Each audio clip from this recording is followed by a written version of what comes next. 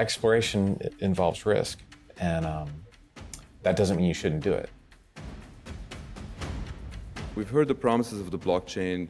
They're too good to pass on. I mean, from health to law enforcement, IoT, cybersecurity, AML, ATF.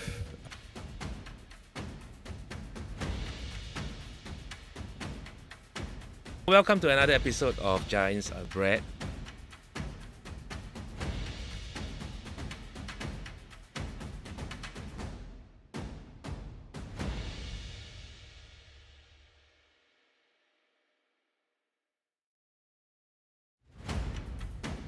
Exploration involves risk, and that doesn't mean you shouldn't do it.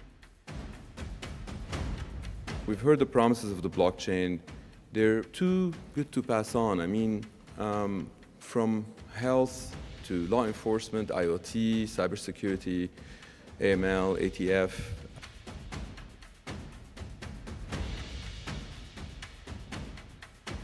Welcome to another episode of GAiNTS ARE BREAD.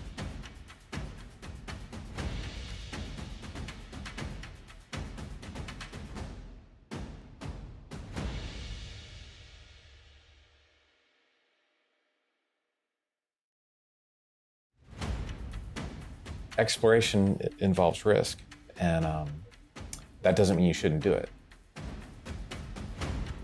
We've heard the promises of the blockchain.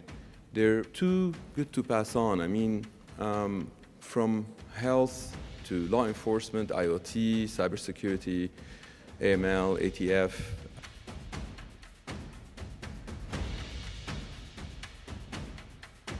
Welcome to another episode of GAiNTS ARE BREAD.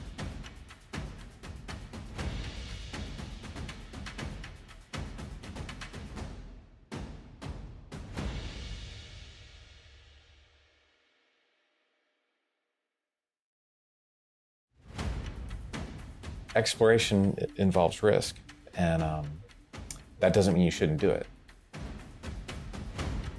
We've heard the promises of the blockchain. They're too good to pass on. I mean, from health to law enforcement, IoT, cybersecurity, AML, ATF.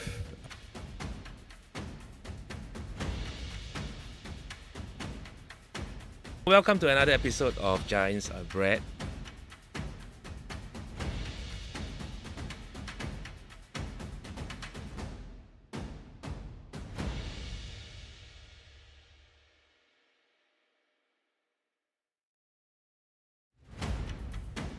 Exploration involves risk, and that doesn't mean you shouldn't do it. We've heard the promises of the blockchain. They're too good to pass on. I mean, from health to law enforcement, IoT, cybersecurity, AML, ATF.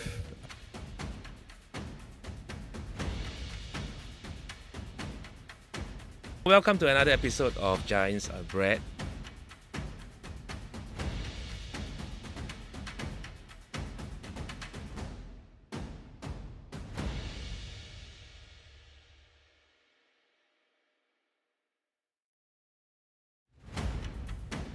Exploration involves risk, and that doesn't mean you shouldn't do it. We've heard the promises of the blockchain. They're too good to pass on. I mean, from health to law enforcement, IoT, cybersecurity, AML, ATF.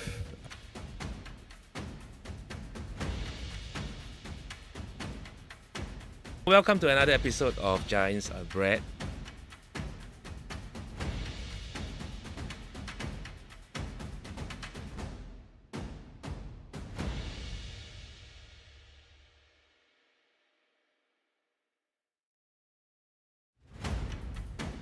Exploration involves risk, and that doesn't mean you shouldn't do it. We've heard the promises of the blockchain. They're too good to pass on. I mean, from health to law enforcement, IoT, cybersecurity, AML, ATF.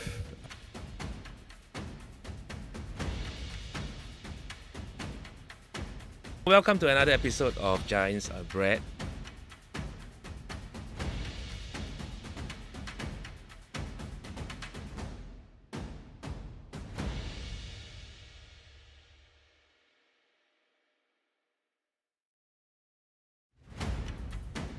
Exploration involves risk, and that doesn't mean you shouldn't do it. We've heard the promises of the blockchain. They're too good to pass on. I mean, from health to law enforcement, IoT, cybersecurity, AML, ATF.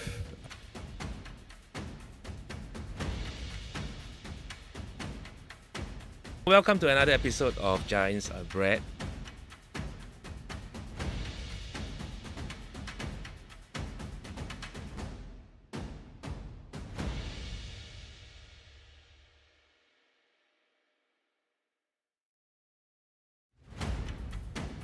Exploration involves risk, and that doesn't mean you shouldn't do it. We've heard the promises of the blockchain. They're too good to pass on. I mean, from health to law enforcement, IoT, cybersecurity, AML, ATF.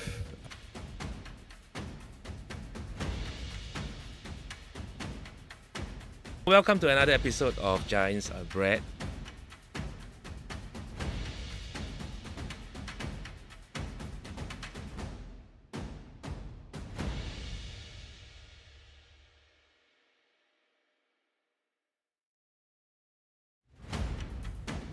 Exploration involves risk, and that doesn't mean you shouldn't do it. We've heard the promises of the blockchain. They're too good to pass on. I mean, from health to law enforcement, IoT, cybersecurity, AML, ATF.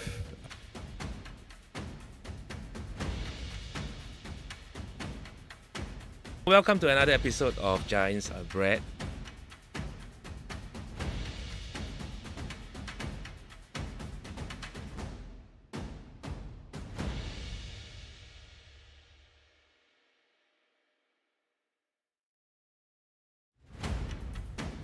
Exploration involves risk, and that doesn't mean you shouldn't do it. We've heard the promises of the blockchain. They're too good to pass on. I mean, from health to law enforcement, IoT, cybersecurity, AML, ATF.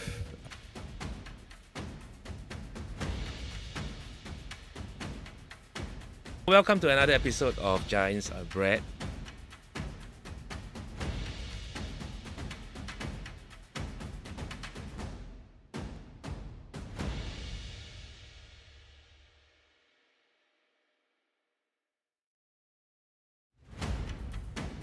Exploration involves risk, and that doesn't mean you shouldn't do it.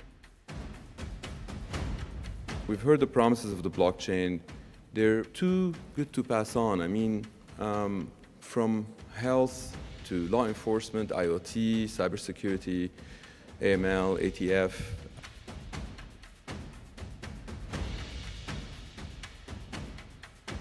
Welcome to another episode of GAiNTS ARE BREAD.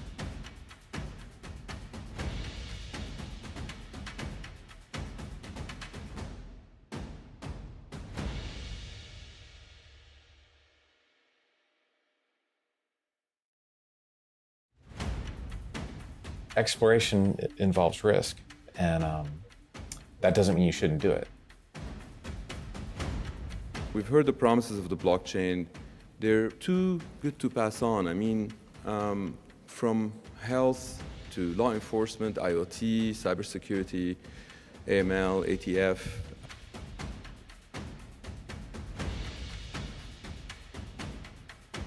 Welcome to another episode of GAiNTS ARE BREAD.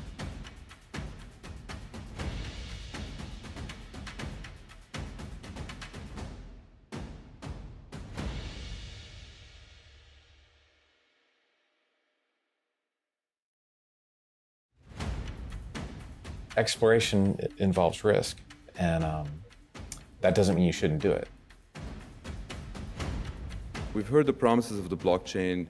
They're too good to pass on. I mean, from health to law enforcement, IoT, cybersecurity, AML, ATF.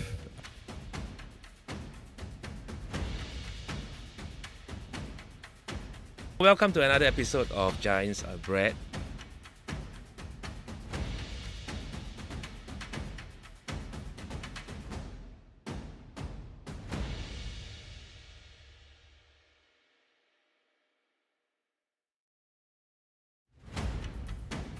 Exploration involves risk, and that doesn't mean you shouldn't do it. We've heard the promises of the blockchain. They're too good to pass on. I mean, from health to law enforcement, IoT, cybersecurity, AML, ATF.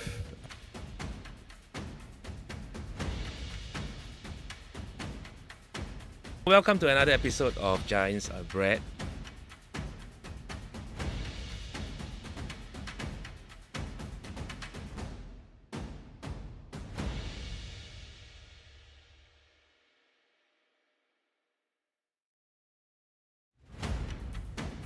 Exploration involves risk, and that doesn't mean you shouldn't do it. We've heard the promises of the blockchain. They're too good to pass on. I mean, from health to law enforcement, IoT, cybersecurity, AML, ATF.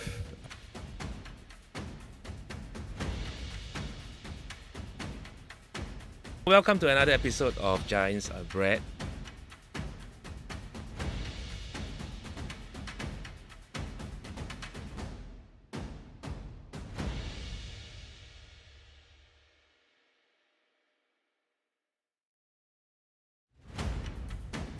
Exploration involves risk, and that doesn't mean you shouldn't do it.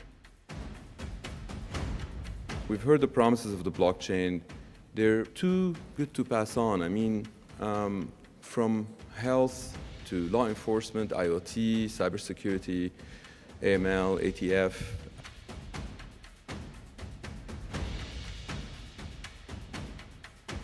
Welcome to another episode of GAiNTS ARE BREAD.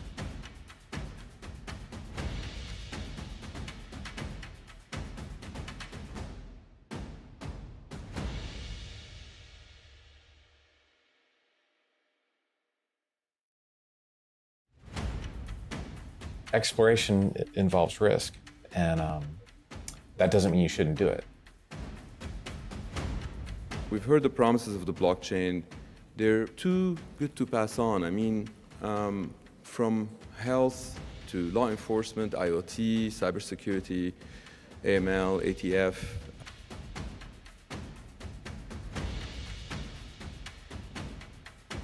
Welcome to another episode of GAiNTS ARE BREAD.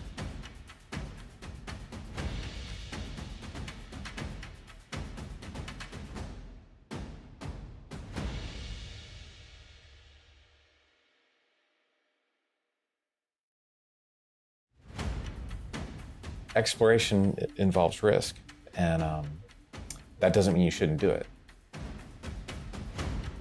We've heard the promises of the blockchain. They're too good to pass on. I mean, from health to law enforcement, IoT, cybersecurity, AML, ATF.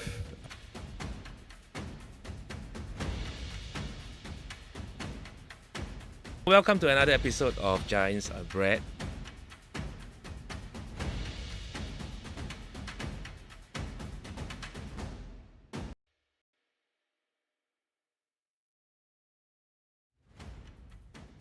Exploration involves risk, and that doesn't mean you shouldn't do it.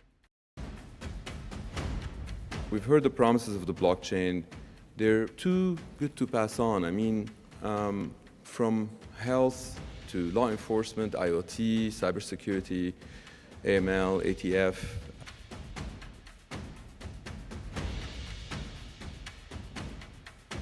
Welcome to another episode of GAiNTS ARE BREAD.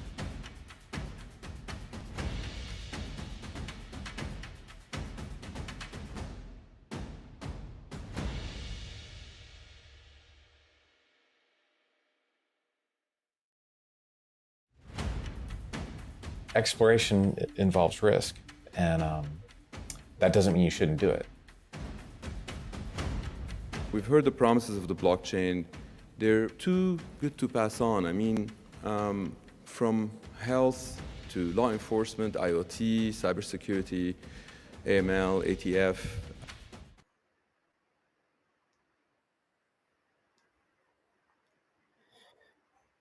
Good morning, everybody. Welcome to GAiNTS ARE BREAD. Well, AI is, my name is Philip and I'm host for today.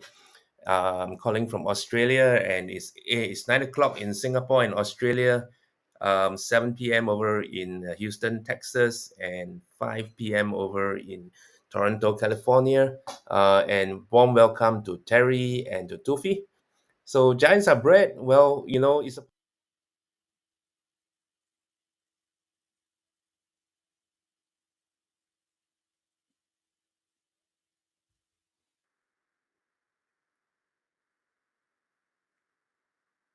facing us individually and collectively. But rather than being dismayed, we look at challenges as bread, as resource that can fuel our desire to learn and to turn back these common obstacles into uncommon opportunities. I'm also the secretary of the Family Office Alliance, and my intention is to have this podcast in order to share with family officers in Singapore and all over the region to talk about some of these common challenges. It's my great privilege today to have Colonel Terry Virts, NASA astronaut.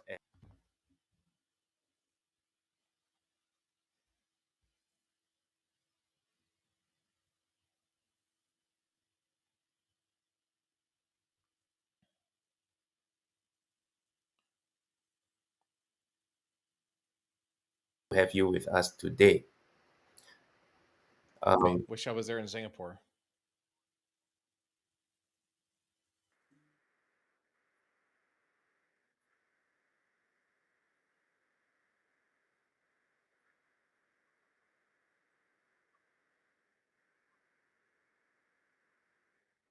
AGI will not be owned by just a few corporations.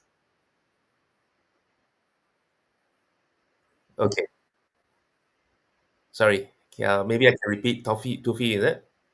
Yeah, I'm here. Sorry, some technical glitch there. So also want to welcome Toufi. Toufi, he is the founding global chair for AI standards for all humankind at the IEEE. He is devoted to achieve AGI in a way that ensures that AGI will not just be owned by a few large corporations, but by also every individual in the world. Okay, welcome to Fee. Thank you for joining us. Uh, Thanks, Phil. Just clarifications: the international protocols for AI security, the part of the I elected the Okay. IEEE. Yeah. Hey, just to start off with, Terry, can you tell us a bit more about your journeys in space? What is it like seeing Earth as a beautiful blue ball? um, from your office.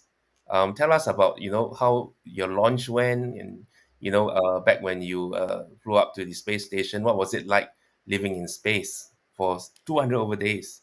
It was a lot of fun. Did you want? I have some slides to share. Phil, do you want me to share those?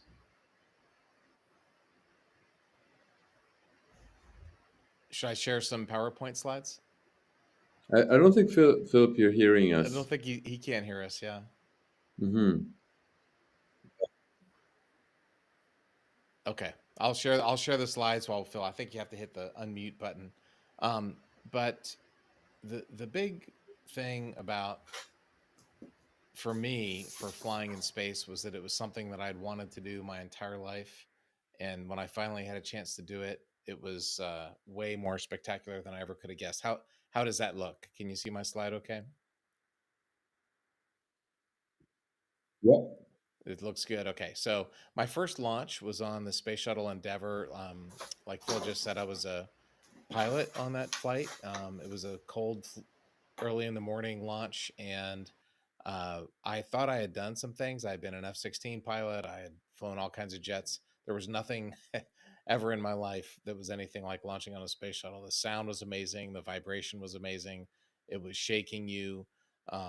It was nighttime turned to day. There were some clouds, and as soon as the engines lit up, the fire lit up. So here's I have a short little video to show of what it was like to launch in the shuttle.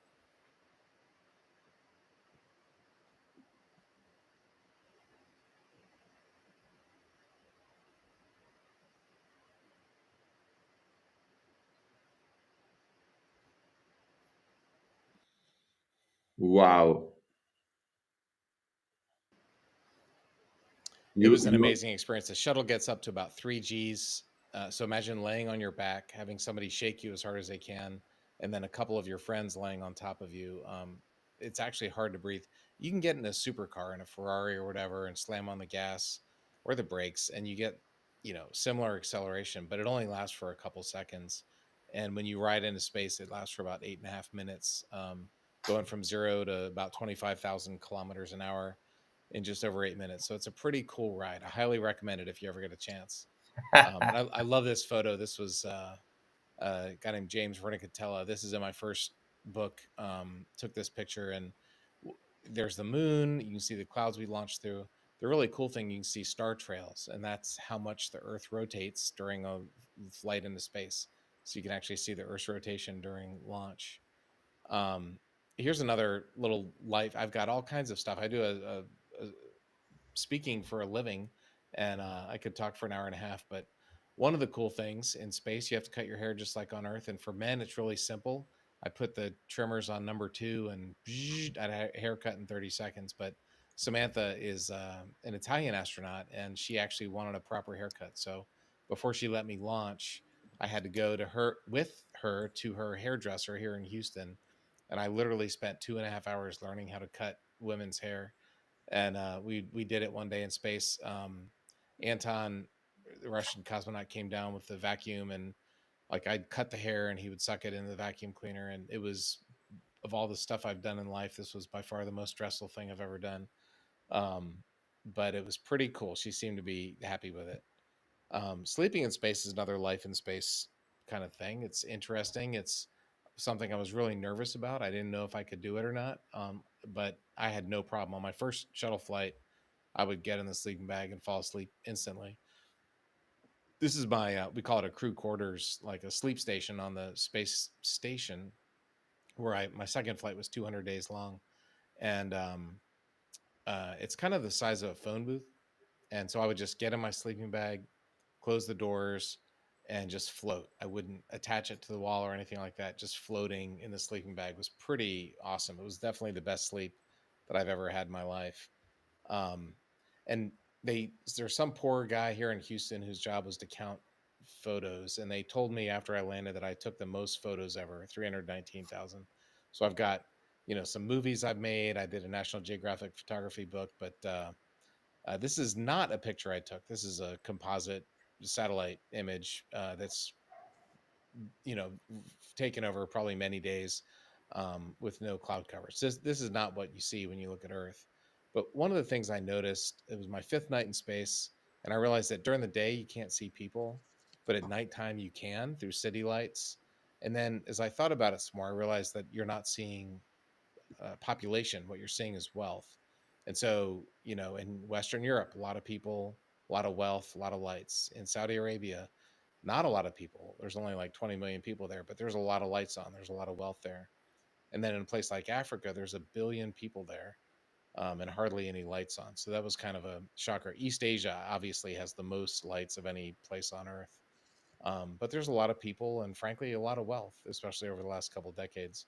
So it's a perspective that you could see from space that I was not expecting.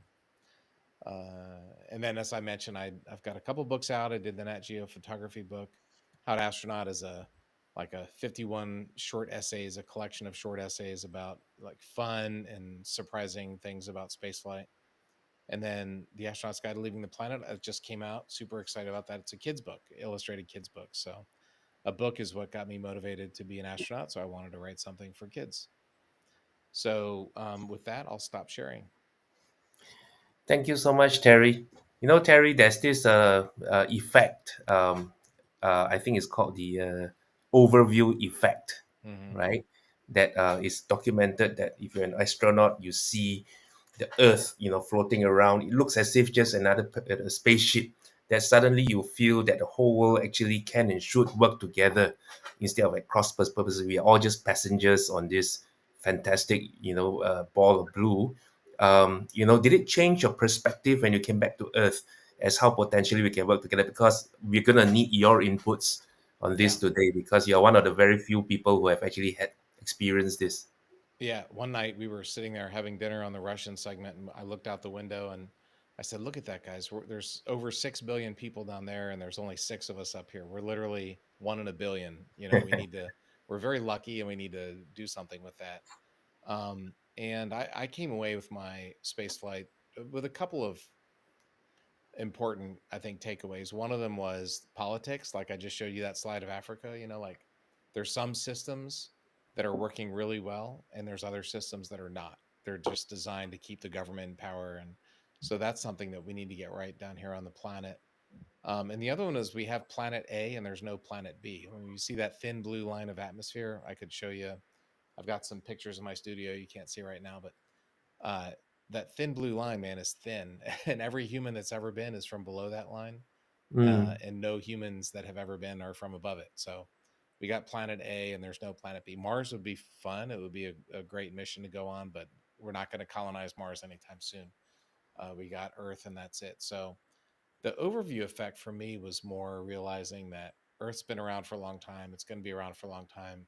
You don't have to get too uptight or angry about things. I wish I could say that, just send people into space and then we'll hold hands and sing kumbaya, but human nature is human nature. Several of the 3 cosmonauts that I flew with, men and women, are now in the Duma promoting the war. So these Mm. men and women should be the most enlightened humans on Earth. They know right from wrong. They know all the lies that Putin's spreading, and yet here they are on planet Earth promoting this evil war that Russia's pursuing. So I wish I could say that everybody would be changed in the right way, but I think if your mind and your heart are open when you see the planet, you cannot help but be affected. Mm. Toufi, I met Terry at a climate conference in Stockholm. We had a good half an hour ride back in the bus, and we were having discussions with various climate scientists and etc.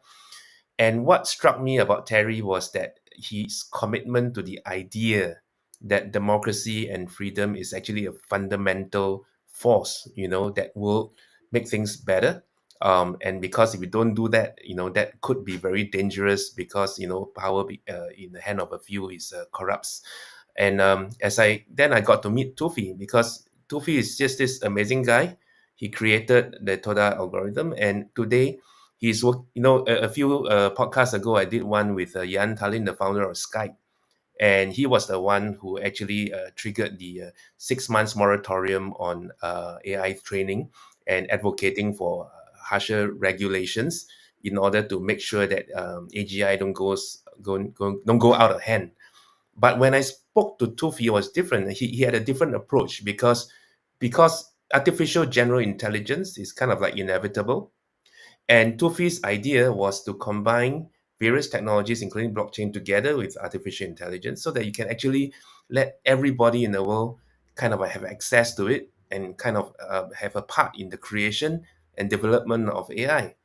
So actually, Toufi, can you tell us more about Hypercycle and what you set out to do? Because it is so inspiring.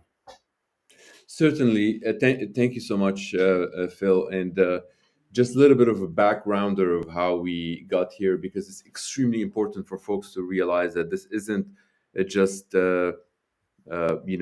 another project that people they talk about. I started in 2013 talking about AI decentralized, and at the time, a lot of AI scientists they would be, "What are you talking about?" Not until 2016 that ACM, the Association for Computer Machinery, enabled me to pitch it to their board, and I got unanimous support from their board to start promoting it on behalf of ACM. ACM is, as you know, extremely credible in computer science, and folks they listen when it's coming from ACM. So that the intent there, and it's basically many people they talk about climate change, but not a single scientist can actually show us a proof that this climate change can end civilization by 2040 or 2050. Okay, but yet I can get you 99 AI scientists that they can show you how misuse of AI can end civilization by 2030. Whoa. Okay, and this isn't just like a fear factor, whatnot. That was 2013 when we were talking about this stuff, and I felt that trying to convince people takes a little bit longer than actually doing it yourself. And it got to a point where 2 years ago, when I was at the AGI Summit, Artificial General Intelligence Summit in California at the Computer History Museum, surrounded by 500 AI scientists, and did a lot of roundtable discussions. And I did ask the question, so we all know there's a race towards AGI. Who do you think is going to win? Is it going to be Tencent, or is it going to be Google? Is it going to be Chinese government, US government, Facebook,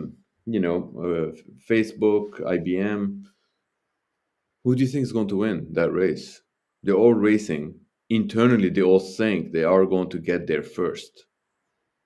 Who do you think is going to get there first? Or maybe all of us, we get there first, where the Internet of AI can get there a lot sooner than a single entity. And of course, many of them, they said, well, wait, what do you mean? Is this like one of the godfathers of AI, Marvin Minsky, talked about this kind of stuff back in the 70s and 80s. And it's like, is this going to be possible? Because in order for the smallest agent of AI to talk to another agent of AI, for the entire history of computer science, it needs to depend on a third party. If anybody tells you otherwise, whether it is the chief technology officer of Cisco or IBM, or it needs to depend on a third party. That third party is sometimes it's called the bank, sometimes it's called the blockchain. It's still a third party. Many of people, they say, oh, the blockchain can eliminate the dependence on the third party. It is a third party. It's just substituting the third party. And that dependency on a third party makes it almost impossible to have a global brain. Imagine the neurons in your body, every time they need to check to pass on messages, they need to go and check with central ledger somewhere or decentralized ledger. Doesn't matter. That third party takes a lot of time and a lot of friction. So they asked me, do you think it's possible to do this on Toda IP, since you are the author of Toda IP? Well, 7 of them, they knew that it is possible, but the rest of them, they thought that it's impossible. So I just spent maybe a few weeks to kind of get many of them on board, and they came back and said that they would like to build this on the Toda IP protocol that I authored. And of course, I authored with Dan Tolliver, who's an ex-NASA scientist, by the way, from Alaska, and he's phenomenal at the time, phenomenal CTO who helped me with a lot of the stuff. So, point is, I said, if you guys are serious want to build it onto the IP, and you're asking me if I want to be involved, I want to lead this initiative, and this led to the creation of Hypercycle about a year and 2 weeks ago. And since then, it's Just been a year, 2 weeks ago. That's recent. Wow. right. But since then, we've been doing it and not actually waiting to convince people that we have to build that Internet of AI. Since then, we have about 297,000 nodes that they've already been consumed by a lot of community members. Some of them, actually, I saw them joining here, that they've been messaging saying, like, oh, hey, we're from a group of Nick Black and others, Sherry Allison and Don Pope. Hello, guys.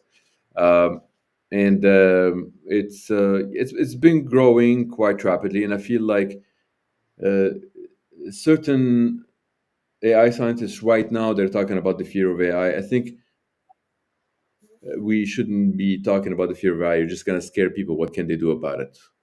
It's either we do something about it. There's only like maybe 0.01% of the world that they can actually do something about it. Those are the only ones that they should actually hear about this. And when you told me, Phil, that this podcast is very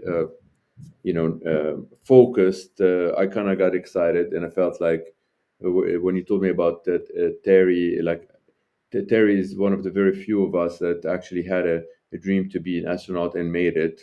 Many of us who had that dream, but we're still dreaming. It's not too late. It's not too late. So I feel like I'm very honored and privileged to be partaking in this. And at this point, what gives me a lot of confidence that this is the right trajectory is because we tapped into some elements that every Homo sapien evaluated in the same way, and it's the incentive. So when people they have the incentive to wake up every day in the morning at 6 a.m. to kind of help you with your initiative, they do it. But if their incentives are not aligned, they might do it a few days in a row and then they will stop afterwards, because there's a lot of aspects in how we're constructed that we're going to have to go and like the Maslow's hierarchy of needs. If people they're going to have to go and satisfy those needs, they're not going to come in and help solve a global problem. But when you're actually the entire from game theory perspective, it's built in its construct that while people they go towards the carrot, they end up working towards solving that problem. Yeah. I felt really good about it, and then I met Phil about a month and a week ago, and since then it's been a nonstop. Every day we've been talking about stuff, and I've been extremely excited to see how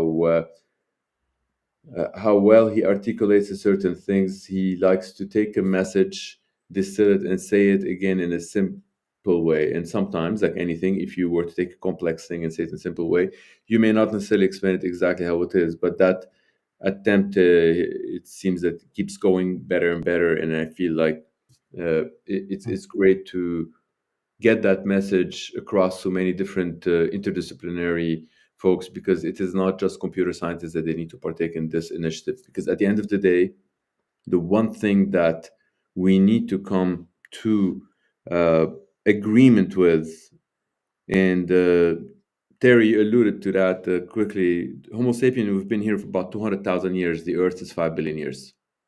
Okay? Humanity maybe a few 100,000 years more with Neanderthal, whatnot. But that's very, very tiny little dot in the life of planet Earth. So if anybody thinks in our biological being we're going to live here forever, probably that would be a delusional talk. But maybe this is the very first time in the history of the entire planet Earth that one species giving birth to another species that can outlive us, can Literally. travel at the speed of light, cannot necessarily feel that G3 or G4 or G90, because there are electrons that they would actually be embedded. If anything, can actually send them in light streams. You can send the software in light, not just at the speed of light. It is at the speed of light, but you can actually send them in laser beams or whatnot. So I feel like living in this day and age, we are extremely privileged in the entire life of Earth, that you are actually having the opportunity to give birth to this thing that is super beautiful, that all of us humanity were giving birth to. And I think we need to not be afraid of it, but instead of being afraid of it, do all the necessary things to make sure that it's not in the hands of one group, as it's becoming very powerful, because that is the biggest fear. If a small group control the AGI, so let's say, Terry, let's say you control AGI, you get to have AGI in your lab, and you talk to it and you tell it, so, hey, AGI, what makes you 10 times better? And AGI is going to respond and tell you, Terry, I need 10 days and $1 billion. You give it $1 billion and wait 10 days. Then you ask the same question. What makes you 10 times better? It tells you 5 days, $100 million. You ask the same question after 5 days, and so on and so forth. Effectively, in 30 or 40 days, you will have something that is 1 trillion times more intelligent than the entire humanity combined. If you control this thing, chances are what you think is ethical is not what Phil thinks is ethical. And the biggest danger to humanity has been humanity itself. Instead of getting a single entity to get to AGI first, imagine all of us, we would get to AGI first. So it wouldn't be Terry's telling this thing, do this, do that. It would use our weakness that we cannot agree to a single thing as humanity. So that would be to our benefit, because we're not going to decide we're not going to get to 66% consensus, all of us, to decide that, like, let's eliminate people with beard, you know. So chances are it will take a long, long time for people to do damages like that, and I'm quite confident that we will be giving birth to this thing that it will outlive us.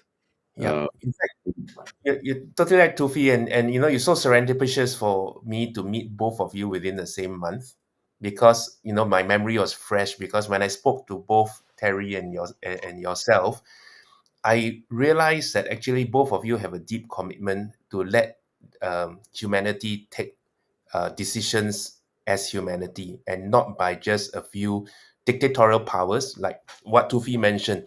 In the race for AGI and having that thing in your hand, literally now, even if Yan and the US Congress is able to put controls on the development of artificial intelligence in the United States, game theory predicts that other countries will go on.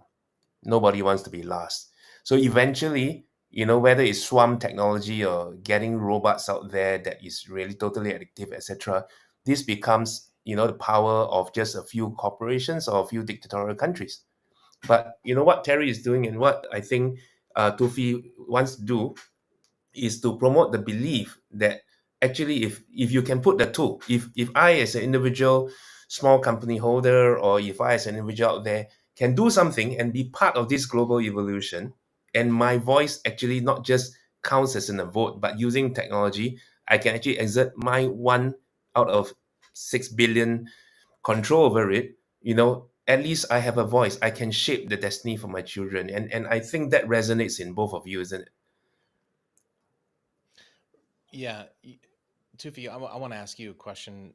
Um, how can AI destroy humanity? But before we get there, I think one thing, I'll throw this out there as a suggestion, that we need to do, and it can't just be, to your point, Phil, you can't just be America deciding not to do something. It has to be a global treaty, like a Yeah. nuclear test ban treaty, or a chemical weapons ban treaty, that's something like that. But we've had missiles for 50 years or 70 years now. Air-to-air missiles, the fighter pilot hits a button and a missile goes and shoots down another thing. Or air-to-ground missiles, launch the missile and it attacks the ground. And those are weapons, but at the end of the day, there's a human being pushing the red button.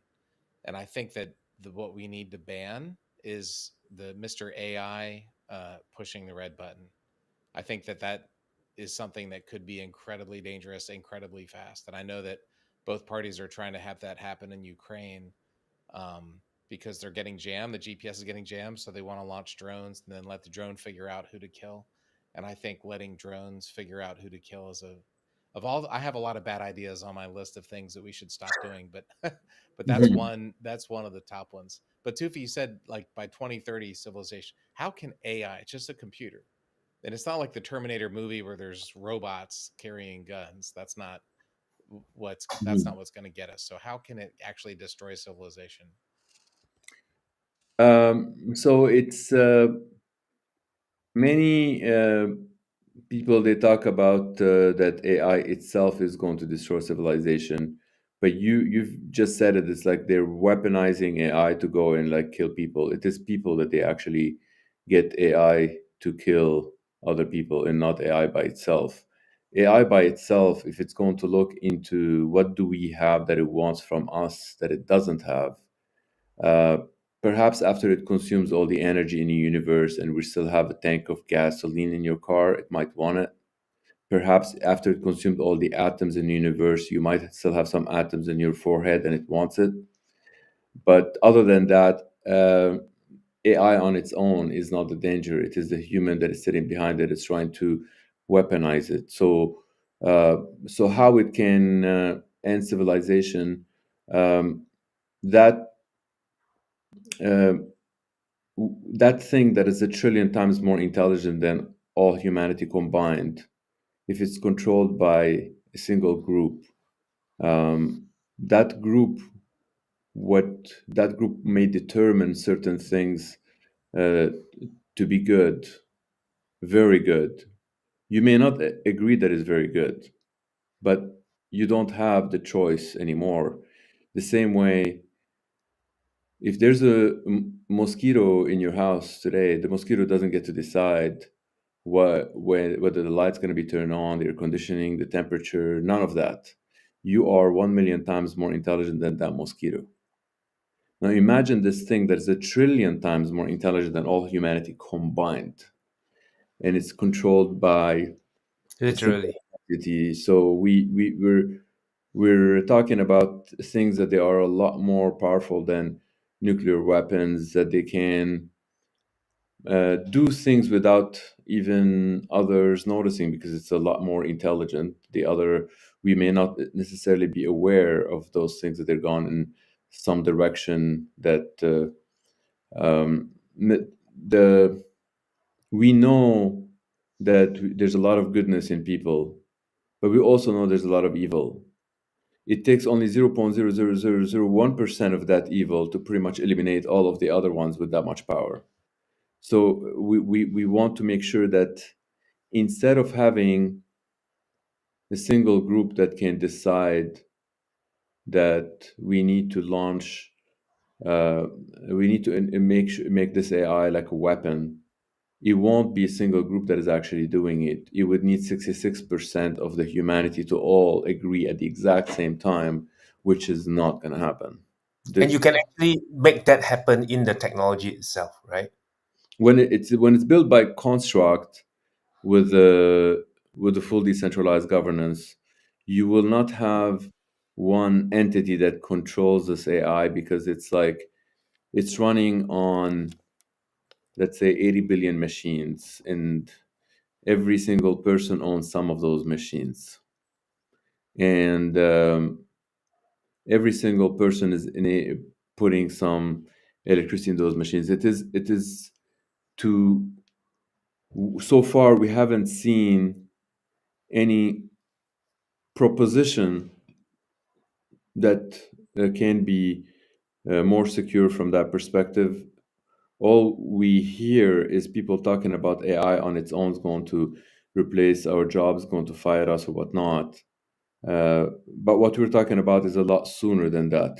Is before that AI is doing its thoughts on its own and growing on its own and independent. Before that moment, there's a tiny little moment, that tiny could be 10 years, could be 10 months, could be 10 days. Doesn't matter how tiny that thing is. If that tiny is in the control of a few, um, a, a lot of scenarios that we can list of how civilization can end. We don't want to end our civilization. We feel like we're giving birth to this thing that can outlive us, can take a lot of the greatest things that we've done and make it better. So with the conscience that we have now, we feel like we can work together to use some of the weaknesses that we have as a strength, such as we cannot come to a global consensus to do certain damage. So yes, I haven't seen anything that is safer at this point. So I feel like to add, that's the long answer to your question, Terry. But yeah, the short answer is basically those are exactly telling AI, go and figure out who you should kill or who you should not. That's just like the beginning of a lot more bigger danger, because if you are in control of something that is a lot more powerful than those drones, you don't have to tell it to do that. You can tell it like, how can we make sure that people in Ukraine tomorrow, they don't wake up? It will come up with a scenario that nobody would even think of, and it might look like a natural disaster.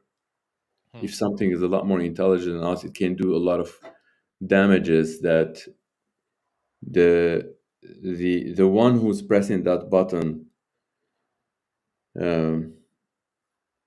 should not be a one, should be 8 billion, because that's impacting all 8 billion. And if all 8 billion, they press the button to terminate all 8 billion, by all means.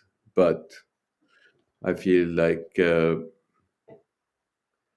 one pressing the button, what they think is good, using something that is great, it's just analogous to energy can be the greatest thing for humanity. but it can be used as a nuclear weapon as well. So I'm confident we will do the best out of it. We just need to be extremely careful not to make that mistake, and let it be in the hands of you. If we do, then my confidence would fall down and would collapse. Does that make sense to you, Terry? Does that resonate with you? Shout out to the Yeah, audience out there. We are looking at your questions. We'll leave I the see a last good part one. of the segment for everyone. But Yeah. Terry, what do you think of Terry's of Toufi's comments? No, that was interesting to hear. I hadn't thought about using up our oil and gas. I mean, in Terminator 2, Jim Cameron envisioned it that, AI became self-aware and it launched the nuclear missiles to try and kill all the people. In HAL in 2001, one of the best movies. By the way, if you haven't seen that movie, it's a spectacular movie. It's over 50 years old now, and the computer got mad because the people were going to unplug it, and so it decided it would have to eliminate the humans to keep itself alive. Its self-preservation was more important than what it was coded for. Hmm. Another thing, I remember as a kid reading Isaac Asimov, and he had his 3 rules of robotics. It was something like robots can't hurt people, robots have to keep themselves safe, and unless that interferes with rule number one, they sacrifice themselves, or there was something like that. There were 3 rules. We really need that. I think, in my humble opinion, some global Hmm. treaties of how to keep that, not just robotics, it's the AI that's really the scary part of that. And it's not necessarily AI, but we all have these iPhones now with Twitter and Facebook and Instagram and TikTok, and those algorithms, again, I know it's not necessarily AI directly, but I think those algorithms are one of the biggest threats to humanity because they know what makes us mad. I've heard we're 5 times more likely to click on something that makes us mad than we are something that we love. And Hmm. they work. I mean, they have to completely just split apart American society. They've helped a lot of third world countries overthrow governments. Dictators overthrow governments. Those algorithms are super powerful, and we need. I don't know how. I'm just a fighter pilot. I'm not a not a computer scientist, but we need to figure out how 100%. to get that stuff under control. I think. 100%, Terry. I mean, it's the unintended consequences of those algorithms that shut down the entire planet over COVID. There Hmm. could be many other ways that we could have dealt with this, but it's but it's a lot of lot of things can happen and can lead us towards dystopia. So I 100% agree George that Orwell would be impressed beyond belief with what we have now in terms of surveillance state and all these other things. right, right. I I think we are, as much as there's a certain safety in the world that people they calculate. Like when you look at when Steven Pinker talk about how we're living in the most peaceful time in the history of humanity, and it's true. It's just the media, they make it seems like, oh my God, look what's Right. happening in the world. There's war here, war there. Meanwhile, Right. we're living in the most peaceful time ever. Right. On the other hand, when you have like folks like um, you know uh, Yuval Noah Harari, or even Richard Dawkins, that talk about like, but is the goal peace and slavery and dystopia, or is the goal to actually get liberty and freedom? Freedom. Right. Right. And I feel like we might have hit bottom with many aspects like that. I mean, if you haven't been to New York recently or San Francisco, and the city that never sleeps, try to get ice cream at 10:30 p.m. You would go to from one CVS to another, Dwayne Reed's to whatnot, and then they have them all locked. And you have to ask somebody to come in with the key, and you wait half an hour for that person to come in, and that's not that's not the future we have envisioned. And if it keeps going in that direction, it's not necessarily the best. But I'm confident that we i- getting to the AGI first as a human civilization. I am confident that that will help us in almost every aspect, every problem that we're trying to solve. I am confident that then when that AI gets to have its own conscience with certain level of intelligence, is not going to be looking at us and eliminate us. It is not. Uh, I mean, we are a lot more intelligent than a lot of other, uh, animals here, and we don't go and eliminate them. And the more intelligent we get, the more we want to preserve other animals. And my point is that, like, we should not fear AI on its own. Before we get to that point, there's a lot of other fears that you should be aware of, that they can manifest themselves in a lot bigger magnitude. And it bothers me a lot what Jan had done, which I asked Phil to talk to him at some point, because he's initiated this initiative to slow down AI. So all the good guys that they think that AI can go bad, they will slow down the progress. Mm, But the bad ones, they're not going to slow down. The bad ones going to actually double down and go fast, and they're mm. probably going to get to AGI first. So I think we should, if anything, we should all accelerate as much as possible. We don't have any other option at this point. It's like you're in that, rocket and about to hit another some rock in space, and if you slow down, the shock might collapse your rocket. But if you keep accelerating as much as possible, just from the Maybe you can move away and not hit the debris. right, but if you know that you're gonna hit it no matter what, this, like, that's it, you gotta hit it. The if you're slowing down, every single slow down you calculate, your rocket's gonna hit, and then you're gonna have like a crash.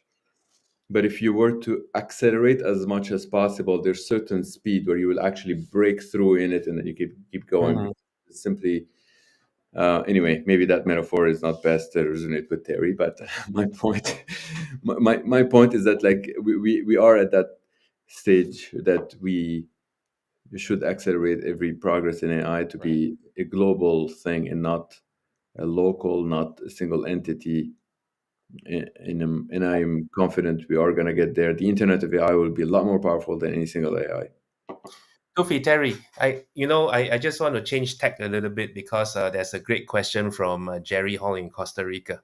Okay, and he asks, what is the single most common trait that defines people who become a one in a billion, like what Terry mentioned, and both of you are one in a billion, those high functioning people. And if I could just add on to that question, can you think of one incident in your life, to where you are today, that really shaped you to become who you are today? That kind of breakthrough person that can think of not just, doing great things, but also many other people, the sense of freedom, the sense of this belongs to everyone. I think you guys both read this amazing contradiction together, in your lives. What is one incident? What made you who you are? Inspire us. How can I be like you? I'm actually writing my next book.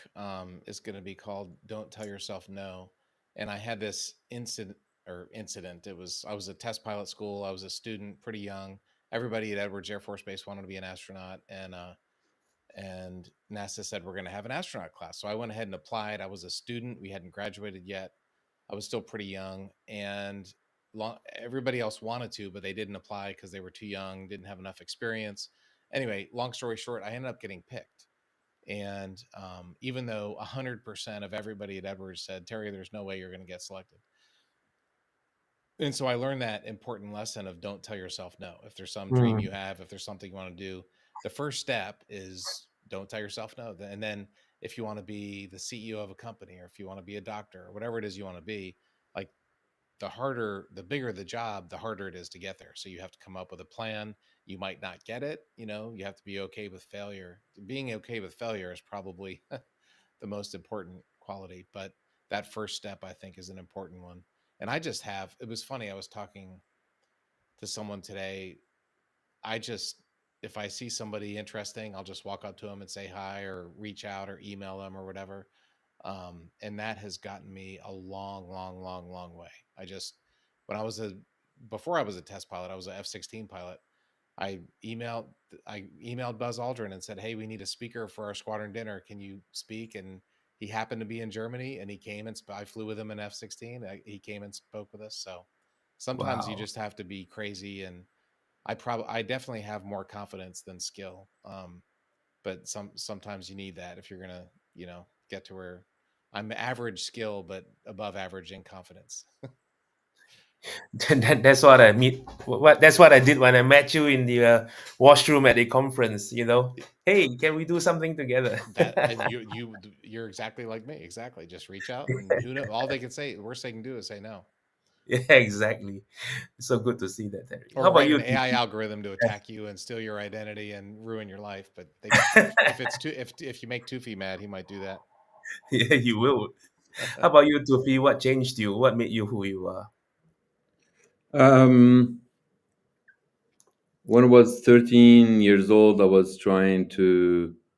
I grew up in the mountains of Lebanon. My parents, like, they were like, you know, Catholic in that mountain of Lebanon. They put us in a French school, and I didn't like the religious war. I liked what they taught us, the freedom of thoughts and expression and whatnot. But the Syrians had invaded Lebanon at the time, and they didn't allow that. So I started this militia that my parents didn't even know about, and then the Syrians surrounded my house.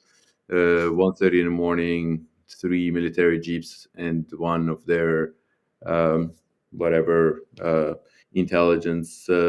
They came in and they took me for supposedly interrogation. But back in those days, they would take people that they will never bring them back. They just torture them to death. So it was very scary. And my mom passed out when she knew that that's happening.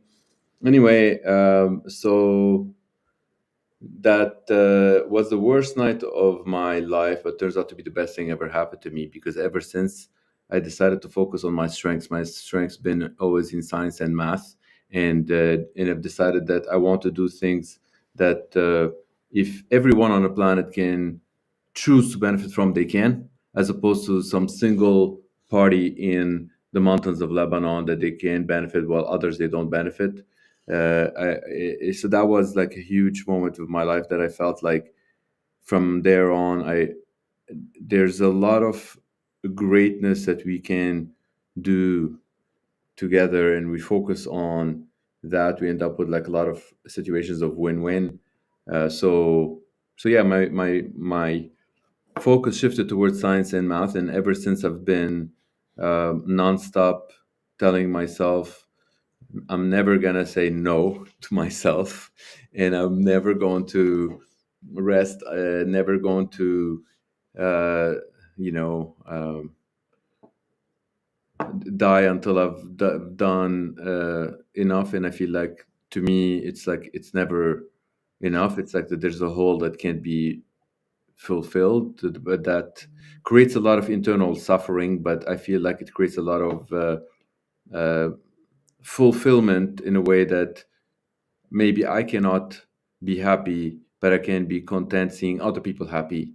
And I feel that that brings a lot of content and joy, maybe. So that's I think that's the moment that kind of made huge a shift in my life. It's a negative thing that turns out to be the best thing ever, which is, you know, rare, but Amazing. it's great. Some people, they get trauma.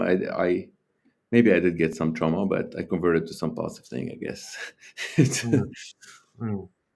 And just building on that, the whole positive aspect of AI and space travel, because when I first met Tufi, one of the scenarios he painted out was, what if we can build human intelligence into artificial intelligence and let it represent us in extended space travels? And I was thinking of Terry at that point of time, because, as you sat in the capsule, and you looked out into the vast emptiness of space, it would take decades, for us to get to anywhere near, wherever we want to go to, even at the speed of light, right? So this is a precious opportunity, because, a leading AI scientist, and then, yourself, you have experience with. So how can we actually move in a certain direction at the end of the day, where we can actually bring what we have created, to outside of, our own system? Is there a way for us, like what Noriza asked, is there any collaboration between AI experts and space scientists to push the boundaries of exploration, not just in intelligence, but in terms of space travel as well. I can give a really concrete example. On my last space flight, we had a experiment we were doing. The space station is basically flown by mission control in Houston and Europe and Japan and Moscow, and the astronauts do work up there, but the guys on the ground actually make sure the station's in good shape. And once you get to Mars and beyond, it's many minutes, 10 minutes or 20 minutes of delay just because of the speed of light and the planets are so far away. So we had a little secret AI software that was supposed to figure out if there was problems, and then as astronauts we would just interact with that software instead of calling down to Houston because you couldn't call because it was too far away. So that was a small thing, but they were trying to create intelligent software to help us manage the systems to see what was broken. You know, I just want to say this real quick because it, going back to the failure idea, I do executive coaching and consulting. I was just with a big major a company everybody on here knows, and they have the coolest thing. It's a research driven company, and they have something called Day of the Dead, where they bring programs that failed and the people that ran those programs, and they talk about them in front of everybody, and the whole company celebrates that culture of learning from the failures so they don't learn from it. Also, as a fighter pilot on Friday afternoons, we would get together and tell stories from what happened that week, and it was mostly making fun of guys that made mistakes, but it was really helpful because you learn from other people's failures. And my goal as a fighter pilot was to never learn from my own mistakes, because that usually meant you crashed into the ground. I wanted to learn from other people's mistakes. But that company, talking to these executives, I thought that was the coolest idea, to have a culture where you can fail, and if you fail, then everybody learns from it and you move on. Not commit a crime. These were not people who did active malicious things. These were just mistakes in a research driven company. I thought that was a great idea. What do you think, Toufi? Yeah, I concur. I feel the more I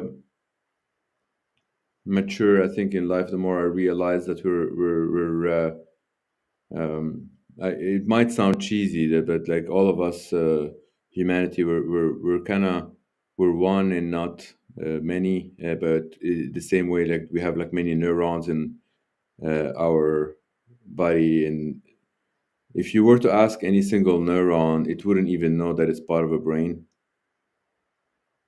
Like there isn't one single neuron that knows that it's part of a brain, or it's actually doing, or you're human or whatnot. And I feel like the more we communicate, our level of communication, the more it gets increased, the more we can work cooperatively, the more we can be a lot stronger. And I feel like we're fortunate that we have a lot of methods of communication, so we can be a lot more unified in so many aspects. There's still that reptilian brain into like many people that causes perhaps a lot of issues still in some places in the world. But my experience has been that worked really well for me is that I focus on people's strengths and not their weakness, and sometimes I actually see their strength and potential more than they see it themselves. I just wish they believe me in what I see in them.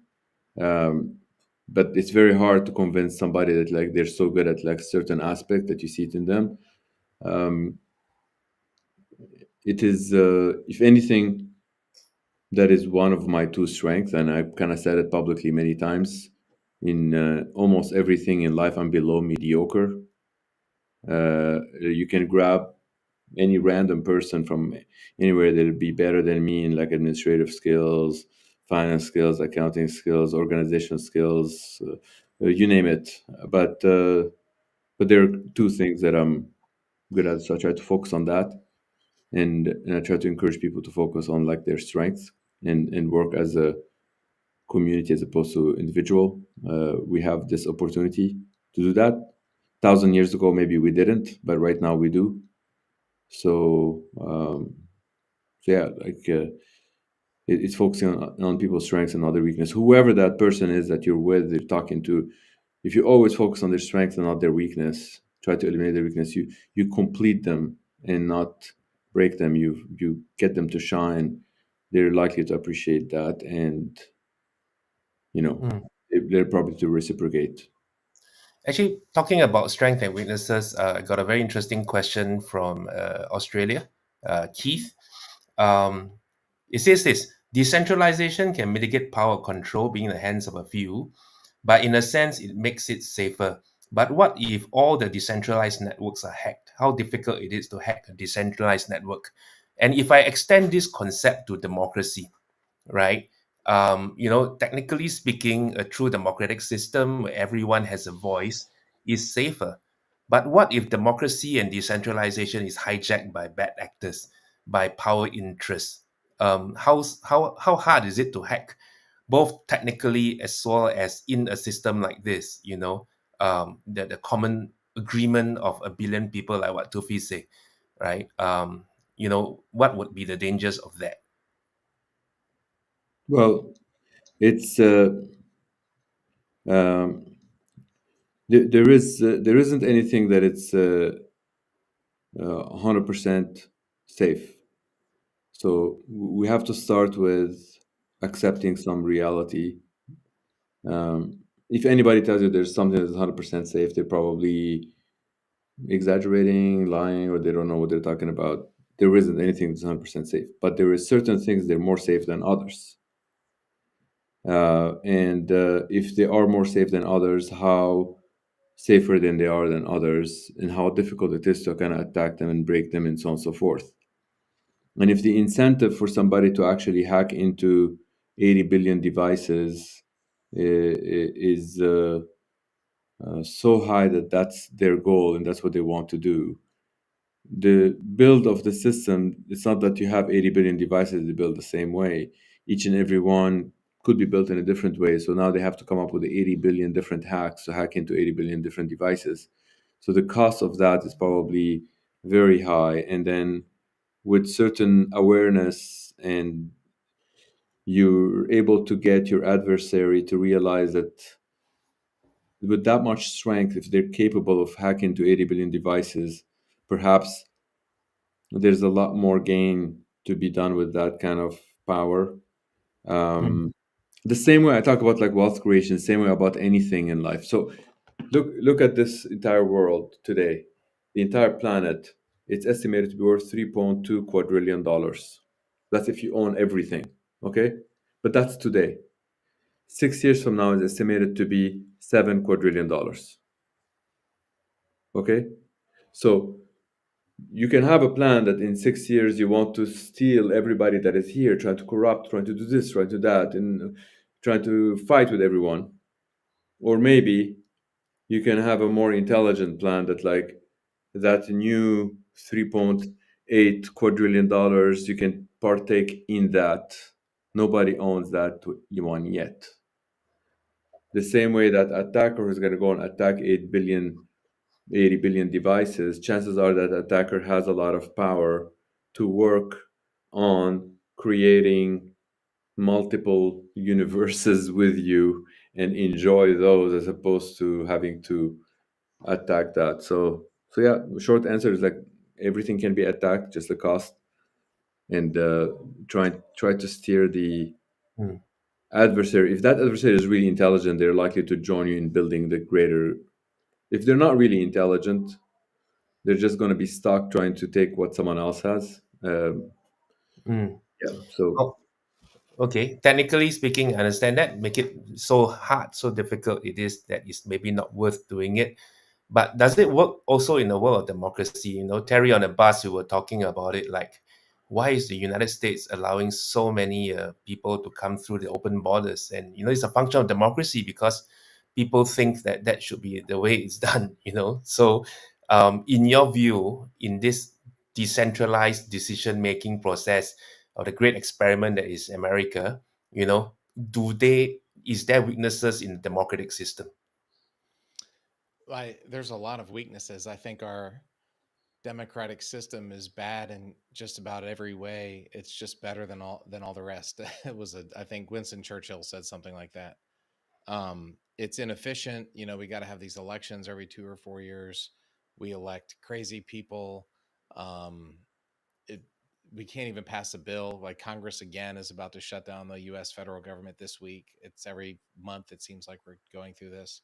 So there's a lot of warts that come with the system. That, in my mind, there's basically two types of government. One where the government's job is to keep itself in power, and you can think of a lot of governments. Vladimir Putin is one. I mean, the purpose of the Russian state is to keep Putin in power, or Kim Jong Un, or the is Iranian, Islamic State. Or if it's a democracy, the goal is to serve the people, and the people can hire and fire the CEO and the congressman, whatever. In theory, obviously, nothing works perfectly, but um, you're kind of in one state or the other. And in general, governments that have a mandate to serve the people are going to wage war less often. They're going to make better economic policies. They're going to have less corruption because people can fire them if they find out.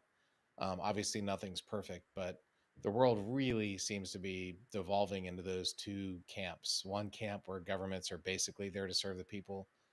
In America, we call it government of the people, by the people, and for the people. And then the other camp is where the government is of the party, by the party, and for the party, and the people don't have a say.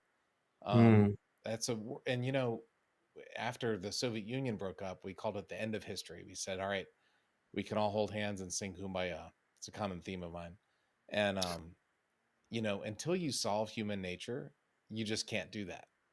mm, And we're not going to solve human nature anytime soon. There's always going to be selfishness. There's always going to be greed. And the founding fathers in America realized that. They said, look, people are always going to be greedy and selfish, so you have to put some checks and balances basically around that. Um, and it's worked pretty good. It's so far. I don't know how long it's going to last. Nothing lasts forever. There is no manifest destiny unless we have continuous improvement. You're going to be getting worse, but I really believe in that. And look, every nation's different, and there's different. Everybody doesn't have to be Norway. I get that. But uh, the world in 2100, it feels like we're moving in that direction, and I hope in general things move in the correct direction, because when you have demagogues that want to make their country great again, and they're in power for life, and they have grievances against other people, then human nature, the reptile brain, as Toufi said, takes over, and bad things happen. mm. Well, just two quick more questions before we end the session. Roni Batara was asking, are we alone? Are there alien intelligence out there? But at the same time, Tufi, when I speak to some AI scientists, they feel that AGI is actually creation of intelligence devoid of human experience and feelings. And these are actually alien intelligence which Hmm. can and will make decisions that are literally alien. So we actually aliens on Earth potentially with AGI, and aliens outside. The question is, are there aliens outside Earth as well? So both of you are in the best position to answer that question. What do you think? Are there aliens out there? Yeah. I that book I had, here it is right here, How to Astronaut. So there's a chapter in there, Are There Aliens? I never saw any. There's an awful lot of planets out there, so you'd think if life started here, it would start somewhere else. My personal view is that life is so complicated, it doesn't just start itself. It needs to have some kind of creator. Like my watch here, my Omega watch, wouldn't just make itself, and a single cell amoeba is way more complicated than a fancy watch. So I don't know. There's a lot of planets on the one hand, life's very complicated on the other. And at the end of the day, those planets are really, really, really, really far away. There's a really good a Chinese science fiction book by Xixin Liu called Three Body Problem, and it's really interesting how they talk about aliens and how we communicate with them. But I don't know. The other thing is, all the aliens always go to Area 51 in Roswell, New Mexico, and crash. Like, if you're an alien and you can fly across the galaxy, first of all, why would you crash? You just flew across the galaxy. You should probably be able to land. And second of all, why would you go to Roswell, New Mexico? Like, I've been there. It's a nice place, but I would go to the Bahamas or Hawaii or Singapore or somewhere. Australia would be my first choice. So not Roswell, New Mexico. So that's my thoughts. Cool. How about alien intelligence, Toufi? What do you think? 100%. Well, I don't think of it as 99%. I think of it as 100%. I just I'm not sure if we are coinciding with the time and place, or if we ever would. I'm not sure if we are even going to have the same construct. I'm not sure if it's going to be biological. A lot of people, they talk about searching for life outside of planet Earth, and they start searching for water. I'm like, maybe it doesn't have to be biological. Life, it can have different forms. It could be bunch of planets, the way they go around each other, they might form certain type of intelligence. Might be um, uh, some magnetic fields. It might be light. It might be in so many different ways. It's just that there's something that it's consistent, that exists on this planet and exists pretty much everywhere in this universe. That the way energy is converted from potential energy to thermal energy, uh, you kind of notice that there's a lot of things can happen in that process. Sometimes not. And in general, when there's a lot of things that they happen in that process, it might result into certain uh, manifestations that they might be perceived as intelligence. And if you were to have them at a very simple form and perceive those, but then if you were to add them all together and then construct something that is a little bit more complex, but we don't have the time to see it. Like, for example, let's say there is a certain intelligence that every 100 years for us here on Earth is 1 second for them. Okay, so we're not going to actually communicate with each other. Like, it's going to take quite some time to say something, like if they want to say something. So, or every 100,000 years here is like a second for them. Then it's even like the entire humanity is like 2 seconds. So that's, I'm just giving you one example out of like many. And so that's a little bit on time, a little bit on matter. But I feel like being in computer science, knowing that we're able to build computational universe with a certain level of confidence, I feel like there's and the more we get to learn about the universe, and I'm sure Terry would concur on that, like maybe 40 years ago we thought we know 20% of the world, and then 20 years ago we thought we know 10%, and then 5 years ago we think we know like 5%, and it keeps like not necessarily those numbers, but effectively the more we know, the more we realize we know less about this universe. And I feel like it's the- it's sometimes it's like the definition, sometimes it's what we're looking for. So it may not necessarily be biological, but I really think that intelligence exists outside of uh, Earth with 100% certainty, the way I see it. Mm. In fact, a question just popped up which I thought was quite relevant, because imagine this tremendous power of artificial intelligence that is in the hands, and as what we all agree, put that in the hands of a demagogue like Putin, for instance, it gets extremely dangerous. But Greg just asked the question, right? What if at the same time we put such tremendous power in the hands of a young guy, 15-year-old, 14-year-old, sick and tired of life, in gaming in a room, and now he has, ChatGPT 4.5 Turbo, which he already has since he just released a few days ago. What can he possibly do with that? I mean, there are school shootings, there are things like that where tremendous power is given to individuals who may not be responsible, right? So in this era of decentralization, would there be significant risk as well, to global public safety, because you have bad actor individuals, for instance? A lot less risky. and I've talked about it many times. Sometimes it's misunderstanding of decentralization. In fact, when in Singapore you introduced me to one of the founders of Spotify, and Yeah. even himself, with all of his intelligence, and I kind of like really think the guy is brilliant. He misunderstood the decentralization. He said like, "So Toufi, you think that like nuclear weapons, let's say you're comparing it to nuclear weapons, there's only 20 nations that can launch nuclear weapons. And this decentralization you're talking about, so everybody can launch a nuclear weapon?" I'm like, Mm. whoa, whoa, whoa, whoa, whoa, whoa. It's not, this is not what the decentralized governance is. Actually, you would take everyone to agree to launch one single weapon. So it's like, good luck Ah, with that. Good luck with that. They need to agree at the exact same time, at the exact same purpose, at the exact same location, at the exact same shooting in order for that thing to actually happen. Same as that, like those drones that Terry was talking about. Imagine that governance goes down all the way through until there, that point. You cannot have any AI whatsoever to hurt any human unless you have 66% of humans who actually agree with you on that. That is what proper decentralized governance is. wow, Because that's there's, so that's why I truly think it's a lot safer. got it.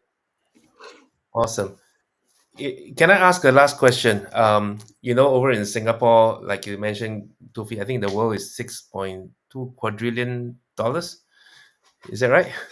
3.2 quadrillion. 3.2. According to the IMF, they say this is not necessarily an exact figure, but it was estimated to be 2.1 quadrillion just before COVID and 3.2 quadrillion after COVID. This is if Okay. you want to have everybody's bank accounts and every property on the planet Earth and everything, everything.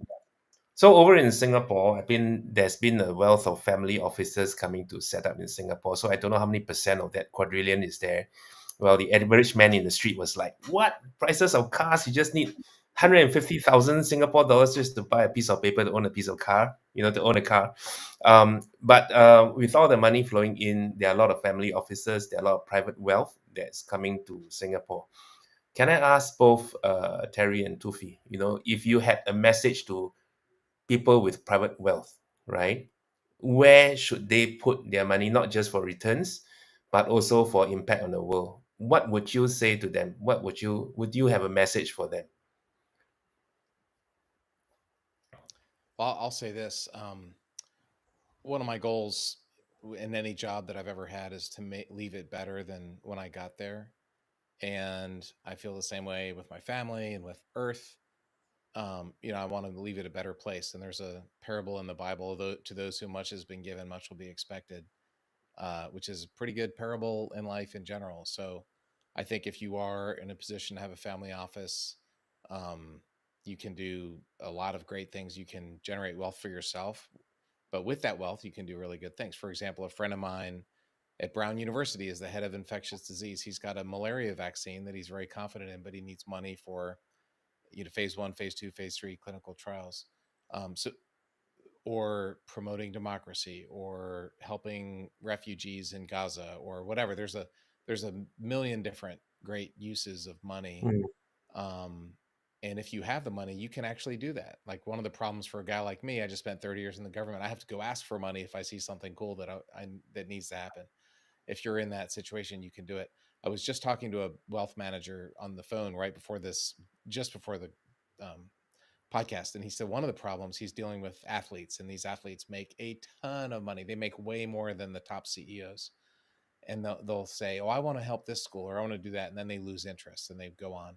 And so, if you're gonna do something, pick one thing or pick two or three things, and like do it well. Don't give up on it. Stick with it, and that's how you're really going to be impactful. You can always give money. Giving money is the easy thing to do, but if you have all these talents that made you $1 billion, then you probably have talents that can use those $1 billion to do a lot of good. And if you use those extraordinary talents and you stay focused and it's something you're passionate about, you're Mm. going to do a lot more good. It's like in the military we call it a force multiplier effect. It's a force multiplier effect. Don't just give the money, go to the gala, give the money and be done with it. You really use your talents. So may I have your permission to connect some of them with you? Because Yeah. I think you also sit on various boards and all that now that you're retired from space Hmm. journeys, right? Okay, I awesome. do. Thanks, Terry. How Sure. about you, Toufi? What should the private wealth do with their funds that makes a difference? Fund AI research. Right. Yeah, well, I think it's like there's a lot of AI research currently being funded, and chances are any family office is already funding some AI research somewhere. But I think uh, I'm very subjective in giving an answer to that, because when I start focusing on the network of AI and the resemblance to how what the internet did to us, Homo sapien. In fact, the reason why we govern this planet is our cooperative level and not our individual level. Mm, And then when it comes to AI, if we focus more on a network, um, not necessarily like abandoning all the other research, but I think uh, what the network enables is that cooperative level where you can have one AI in a microsecond able to cooperate with another AI to get to look smarter, the same way we look smarter if we have access to the internet. And that's on one end. On another end, it can start actually monetizing its time, because if others they want to use its help and it can do that, and um, that's effectively what I am currently like super focused on. So that's why like my answer would be a little bit more subjective in that. And I seem to be like one of like the very extreme people. Like I just like uh, kind of put on all my life expertise from all angles: the network, game theory, cryptography, cybersecurity, AI, and all of that. I kind of like combine it into this thing. So that's to me what I feel like is extremely important for the future of humanity. But putting that aside, because it is subjective, that's how I see it. I think people they perhaps like need to ask themselves a question: um, is this investment going to only make me more money? Is this investment going to make me money from existing folks or from new wealth creation? Is this investment going to leave good pedigree for me the way I believe what good is? Because what good on one end could be bad on another end. Um, and if all of those they check, I think folks they need to accelerate faster than ever. Things are going a lot faster nowadays. So I've been in many situations where people they would be like, oh yeah, these guys are bluffing. They have a deadline tomorrow, but the deadline ends up happening tonight. Like things are going so much faster nowadays that it's like not enough time to kind of get a lot of the things that you would want to get. So yeah, I feel like if those things they check, folks, they should not let the resources to be asleep, but put them uh, put them to work and make them actionable, and enjoy the growth while the trajectory that what you believe in is actually very well aligned with your principles and what you think is good. So amen to that, and amin to that. The audience is saying, Tufi, we and Terry, we love your energy. We love the sense of positivity. I think in these troubled times, it gives everyone a sense that we can move forward. On this blue planet that we are all sitting on. Well, the producers of the show has asked me to get you guys to smile into the camera because we're gonna take a snapshot of it. Right? So I hope they're taking it now. yay. Okay. Thank you so much. And it's been a privilege to talk to you, gentlemen. And I sincerely hope that we can continue this journey together and to make a difference, a positive Can difference in the world that I we live. ask one thing? It seems that there's a lot of questions that were asked on the side that Yep. I wasn't able to answer. Would it Mm. be okay if whoever is moderating that they can maybe send me those questions? I'm happy to Sure. answer them. It seems like many of them they are super cool. And if you Yeah. folks want to put those questions on Twitter, I'm happy to answer them. I just feel like people again, I gave us their time and attention, and I want to reciprocate. And I want to Yep. thank you for hosting us, Phil and Terry. Would be awesome to meet you one day in real Yeah. life. I'm not too Sure. sure you're not AI, by the way. You might be. You never know. Maybe I am. Yes. But yeah, if we do meet, I hope there's not the Syrian secret police, knocking on the door. But you're in I hope Toronto you- or Los Angeles? Where were you again? Oh, I was in the mountains of Lebanon at the time. No, I mean for the right now. Oh, right now my base is Menlo Park. I am in Okay. Toronto now, and Yeah. I've been spending most of my time in Korea and Dubai and Singapore and Hong Kong and Yeah. all of those places.